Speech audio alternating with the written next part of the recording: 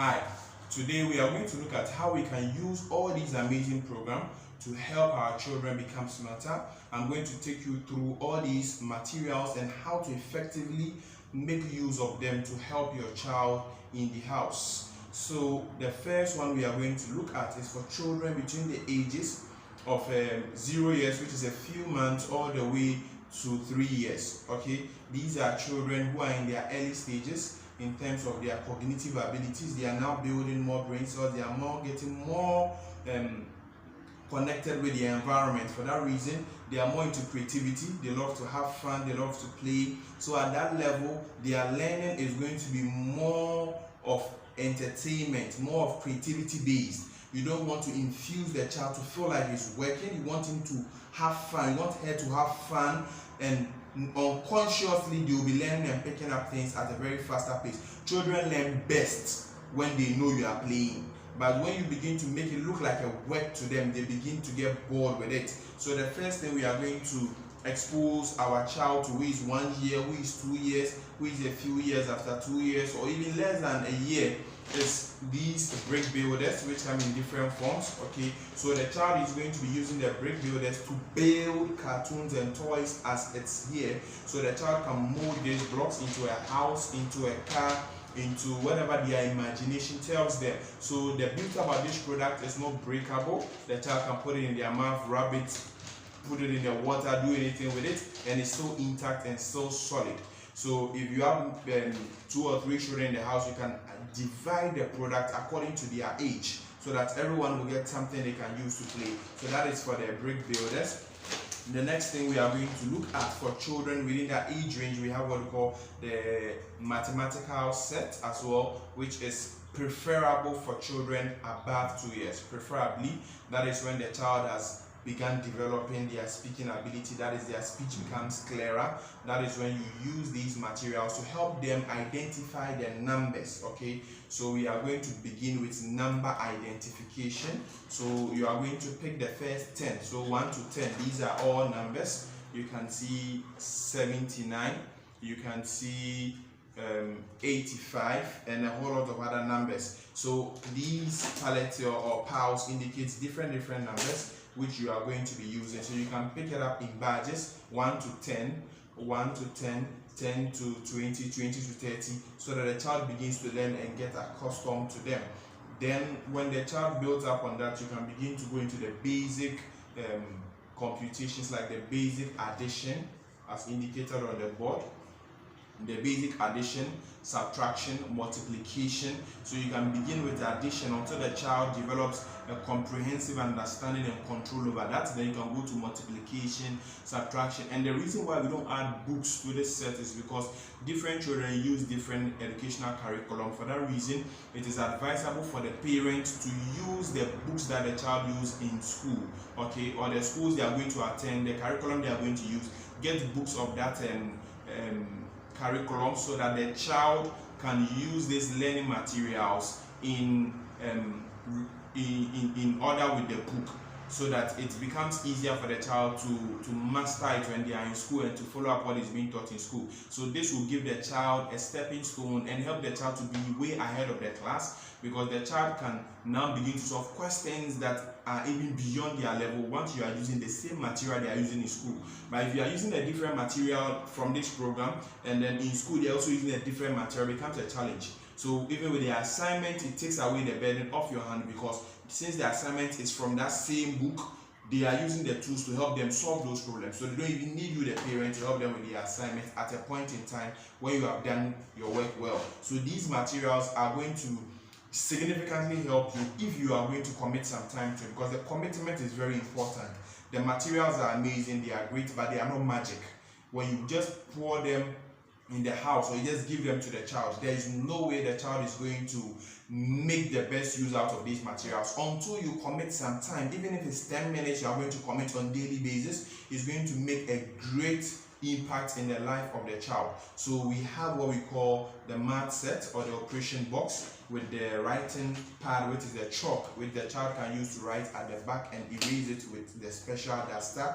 And then we have the counters, which the child can use to count and then solve basic computations: 1 plus 1, 2 plus 2, 3 plus 3, 1 divided 10 divided by 2, 5 multiplied by 3. The child can use this to do the calculation to make it easier for the child. Okay, so that is with the mathematical set. It's easy to use and gives you the opportunity to become more creative as a parent. Then we have the clock here. Okay, so we have the clock, which allows you to teach the child how to read the clock. Today we have a lot of children who struggle with clock reading.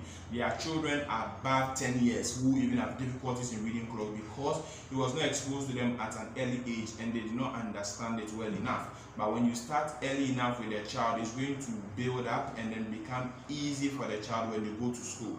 So that is with the mathematical set. And then we also have the phonics and the cognitive treasure, which helps with the child's cognition. That is the beginning alphabet. We have the ABC.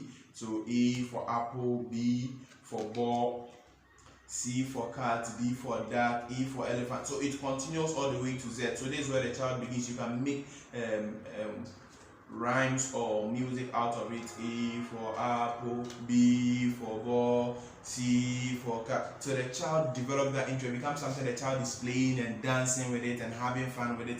It is the fun that triggers the learning. It is the fun that triggers the learning. If you make it look so much like a learning and a boring activity, even you wouldn't enjoy it. But when the child enjoys it, you realize that you're also learning from the child. So there's a lot of things we can help our children achieve once we are able to also understand them as parents. We can influence a lot of those things. So that is with the cognitive treasure, which you help the child also within the same age range of 0 to 3 years. And we also have the phonics builder or the phonics board, okay, which looks like this. So with the phonics board, it helps the parent to teach the child the identification of the letters, the smaller letters, the bigger letters, or capital and small letters, and then teaches them how to spell some of these items on the board, like the apple, the lion, the dog, the jar. It teaches them how to spell these things by learning the sounds. Okay, phonics is all about sounds. So the child learns by the sounds and is able to pronounce words that they don't even understand because they have been taught how to put the sounds of the letters together to make words, and that is where you have to come in. So there's a manual that teaches you how to go through some of these things, but we are going to talk about it in the video to help you understand it better. So we have what we call our PALs, okay, which are the letters. So these are our letters. You can see them there. These are our letters. It's over 90 pieces. So we have A, which is a small a. Okay, this is a small a. So what do? We place it here, small a. Then we find a capital A. So it depends on where you have started. So if you are starting with a child, you start with the small a and then the capital A so that the child learns it. Or you can choose to start with one variable, which is the capital A, and then when you are done, you come and teach the child also the small letters, which is a small a. So A for apple, then we put it here, then we take B. So after you have taught the child A, B, C, and the child knows it, so you just have to come and look through this files, which will help you take some time off and relax as a parent. So you find the B, and then we just put the B. Let's assume this is a B, this is a P, but let's assume it's a B. We just put the B here, indicating B for ball. Okay, so it's going to look like this. So we have A for apple, B for ball. So you can see it here, and then the first tile is also on this side. So you have one tile here, another tile here. Then you just fill it up so the child is able to do up to the xylophone, then the zebra, then the yam. So that's when the child knows that, yeah, they have completed the mission board or the phonics board. So once they begin to identify the sounds of each letter, they begin to learn to do 2 letters and 3 letters. So 2 letters, you just put the letter together. So we have S-O, which is so. So the child has to find an S and find an O. So this is an O, the child looks for an S, and then they put it together, or you can just put it together and let the child try to spell it. So we just put it on the floor here. So S stands for S, O stands for O, S, O, so. Are you getting it? That is not the right thing to say. So you have to know how the words come together, or the letters come together. So if you are saying S-O, is so, so O has to be O. Are you getting it? So S-O, so, B-O, bo, Y, boy. Then you put these letters together till the child is able to put these 2 letters together and pronounce it effectively. Then they go to 3 letters, then they go to 4 letters. There's a book in the pen drive. It's a PDF which you'll be advised to print out a hard copy of it, so that it can help you with the 2 letters, the 3 letters, the 4 letters, to help your child in the reading process. Okay, it's something that is going to be of great benefit to your child in terms of they picking up. It's a storybook, so they are going to learn a lot of stories along the line. Then we are also going to look at how to spell all of these items here. So the first one we can see is an apple. Okay, so the child is going to learn how to spell apple, which is, so you find an A, you put it here. You find a P, you put it here. You find a P, you put it here. You find an L, you put it here. You find an E, you put it here. So make it apple. Then we come for the next one, which is what? The next one is egg. So we spell an egg and the child learns it. We spell an iron, the child learns it. We spell a rat, the child learns it. So after we have spelled all the letters, all the words in this column, we come to the second column, and then we arrange the spellings of all the letters in this column. Then we come to the third column, then we arrange all the letters in this column. Then we come to the fourth column. So you realize that the board will be filled now because you are spelling the letters here. So when I come to the apple, we spell the apple here. So when we are done with this column, we are done. So we come to the next column, we are spelling ball. So B-A-L-L. So we put it here, then we come here. So you do that until you have spelled all these letters. And when you get here, you can spell it reverse. Okay, you spell it reverse so that you get space to put the tiles. You might not get space to complete it here because these are the last 2. So you can get space to take it this way. So you can spell it like that for the benefit of the child.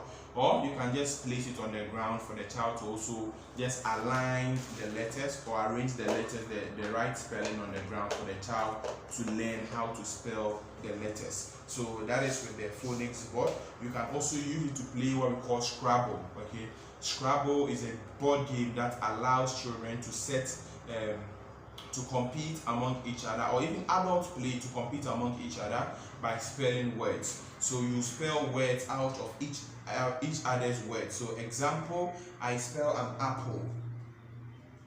I spell an apple, which is A-P-P-L-E. So you are the next person to spell. So the next person spells something using any of the letters from these in that direction. So assuming I spelled an apple in this row, okay, you can use the last letter of the apple, which is E, to spell what? An egg, facing down. And then you can use what? The A as well, spelling any other object or item that starts with an A. Example, we can spell an ant. So I can just put an N and a T here, which is what? An ant. So the next person also spells, they can use any letter from any of these letters. So T, the person can spell telephone or tail or tail, or the person can use the E and spell something. So it's a board game which allows creativity and the children to use more words to learn. So they create more words. Some of the words they might find, they will end up needing to look through the dictionary to understand the meaning of those words, and it's creativity and it's fun. So there are points you can attach to it, and then you can put a gift aside for the one who performs or the one who wins the game, in order to stimulate the excitedness, the competition, make it more competitive.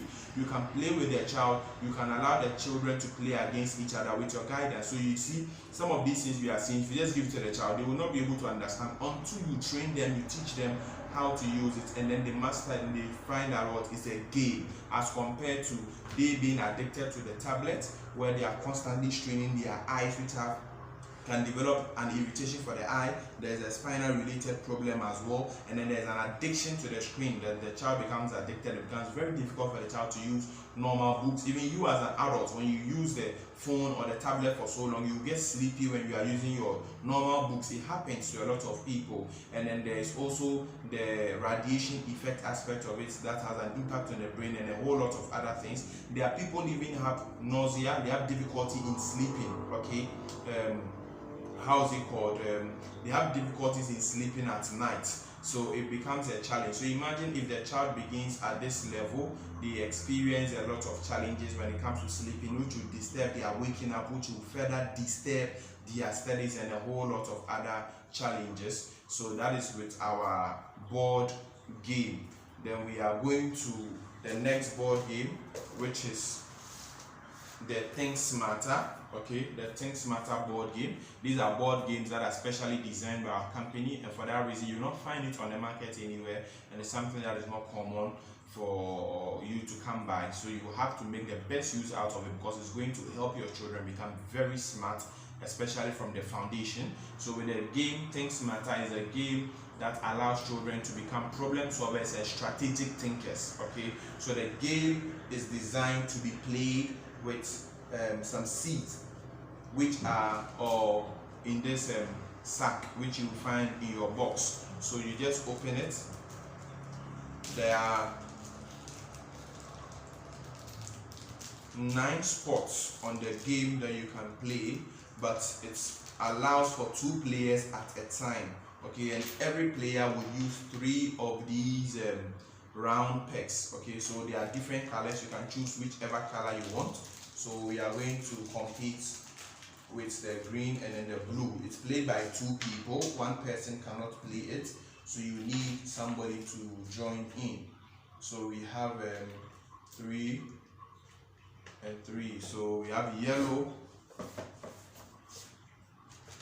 Let me lift it up a bit. Okay.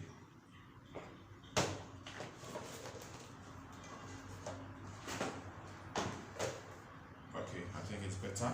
We have yellow and then blue. Okay, so we are going to compete against each other, and anyone who is able to get their pegs or their tiles in one line, be it vertical, horizontal,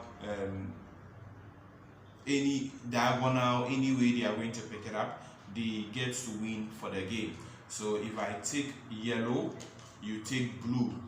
Okay, so they are both 3 seeds. So example, blue plays their spot, they put it here, and then yellow is the next to play, and yellow also put theirs here. You can put it anywhere on the board. You cannot jam a spot, and you cannot jam a seed or a tile. So the next person to play is blue. So let's assume blue puts it here. Okay, which means that yellow is next to play, and yellow puts theirs. Let's assume yellow puts theirs here. The next person to play is blue. Are you getting it? Now the point is this: blue is going to put theirs here, which will mean what? Blue has won. So it means that in your second play, the moment blue puts theirs here, and then they put the second one here, it means that you are to know that they are going to put the third one here. So the moment is their turn, you have to close that spot by putting your seed here to prevent them from getting the straight line. So once you prevent them from getting the straight line, it means they will have to play elsewhere. So let's assume they put their seed here. So once they put their seed here, you have put your next seed here. So now we are going to be playing until we are able to get our seeds in order. So let's assume yellow is to play, and yellow plays to the middle. Okay, once yellow plays to the middle, blue plays this way, and yellow plays this way. It means what? Yellow has won. Okay, yellow has its seed in order. 1, 2, 3. But let's assume blue also. So this is game 1, it's over. Then we start over again. So when we start over again, blue puts their seed here, yellow plays here, then blue is to play, and then blue decides to put their seed here. It means that if they put here, they win again. So yellow comes in, yellow, you close the blue side. So the moment yellow closes the blue side, the next person to play is blue. Blue plays here. Now when blue plays here, yellow has an opportunity because yellow has 2 seeds in a diagonal. So one is here, the other one is here. One is here, the other one is here. So the last one can just be here, and then yellow has won. Are you getting the game now? So with this game, it's going to allow the child to crack their brain, to think about how they can play it like a puzzle, to position it until they win. So they can play it critically for over 5 to 10 minutes until somebody finally wins, and they play it over and over again for at least 10 rounds till they master it. So it involves some level of computation psychologically. It involves some mathematical thinking, which the children are going to think while they are positioning, that if I play this here, this person can play here, they put theirs here, they put theirs here. So it's like playing draft or chess, okay? But this one is something that is simplified to your children to have fun and excitement with it. So that is how to play with the things matter. So there is another thing here. You can see they have written 3x here, 3x here, 3x here, 3x here, which is on the diagonal. What it simply means is that anybody who wins, who is able to get their tiles in one line in a diagonal direction, that is either across to the left or across to the right, that individual gets ×3 of the score. So if we are playing, and let's say you have won me by 2, okay, you have won the first game and the second game, and then we play the third game, and in the third game I win you on the diagonal, it means it's ×3. Therefore I am 3 and you are 2, so it's 3-2. I'm suddenly ahead of you. Okay, the same way, if you are the one who won on the diagonal, you are ahead of me, so it's 3. That is what it means. It doesn't multiply your total score, it only multiplies your current score, which is ×3. So that is the beauty about winning on the diagonal. So this is a game that requires critical thinking. It can be played among adults, can play among children. So this is more favorable for children above 3 years. So from the 4 years all the way to 6 years, you can begin to expose them to the basic strategies of this game for them to begin to fall in love with it. Then the last board game we are going to talk about is what we call the brain booster. Okay, now with the brain booster, this is how it works. The brain booster is like this. It's a mathematical game which helps children to develop a smarter thinking skill in terms of doing some calculations without the use of calculators. All they are going to need is a die. Okay, that's just like a Ludo die, and then the tiles. So there are 3 tiles that you find in the box with this particular board game. So you can pick any of the tiles, be it the red, the green, the blue. You choose the one you want, and the game can be played by a maximum of 4 people at a time. Okay, so there are 4 different tiles or different colors you can use. So we are going to have it here so that you can see it clearly. You can play it in the box in order to secure the die from falling off or getting missing. So all we have to do, just like we play the Ludo game, if you are familiar with the Ludo game, is a game that is played with a die. So all we do is we roll our die, we get 1. You roll, the next person to play in line also rolls, he gets 4, the next person rolls. So we play till you get a 6. So when you get a 6, it means that you begin the game. Once you begin the game, it's called enter. And when you enter, when you play a 6, you have to play again. 6 gives you an opportunity to play repeatedly until you play any other figure apart from the 6. So assuming I played 6, and then I played 6 again, so it's going to be 12, and I played 6 again, and I played again, I have 4. Okay, so 3, 6, and 4. So that is the first 6 which enters me into the board game, and then I'm going to count 1, 2, 3, 4, 5, 6. That is the second 6. 1, 2, 3, 4, 5, 6. That is the third 6. Okay, and then 4. 1, 2, 3, 4. Now let me just lift it up so you can see clearly. So 2, 6 and 4 will get me here. Which is 17. Okay, and just beneath the 17 you can see an equation which is what? -7. Okay, there's an equation there which is -7. It means that I have to calculate 17 minus 7 without the use of calculators. Now, if your children are, let's say, around 4 or 5 years, or even if they are 6, or even if they are 8 years, and their mathematics isn't very strong, they can make use of the counters that we talked about, these counters, for their accounting. From the mathematical box we talked about first, they can take it out and use it for their accounting. Okay, and then as they advance and become more conversant with it, you want them to calculate it without the use of the calculators, by using their brains, what we call the mental development. So that's something we used to do back in school called mental. So they are going to calculate without the use of the calculators. Now, children have different ways of thinking and adding and subtracting or dividing figures. Different people have the way they calculate it psychologically. We will all do it in the same strategy, work it out physically, but when we are thinking about it, we add it in different ways. Example, when you ask someone 17 plus 17, some people will calculate 10 plus 10, and then they will calculate 7 plus 7, then they will add it up. Somebody will just calculate 17 plus the 3, making it what? 20. Then plus the rest of what?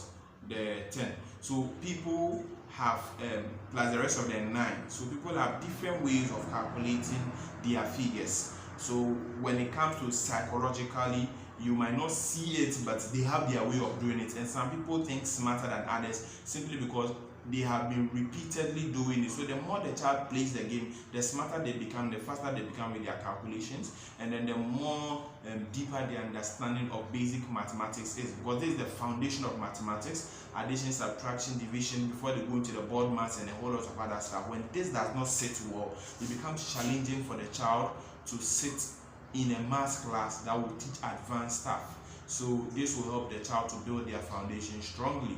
So the child plays again, the next person plays, and then let's say they play a 5. It means that they have not entered yet. They play so they get a 6. So if you play once, the next person plays, unless you get a 6, and then you have to repeat your play again and again and again till you are outside the 6. So the child plays and calculates all the way till they get to 100. So at the top here you see 99, which is the final box. Okay, so for the child to complete the game, you have to score 100, so plus 1. So if you have 99 and then you score, you roll your die, and let's say you hit a 5, or you hit a 10, you hit a 6, or you hit a 5, or you hit a 3, it means that you cannot go because it's 99, and the only figure that will complete the scoreboard is 100.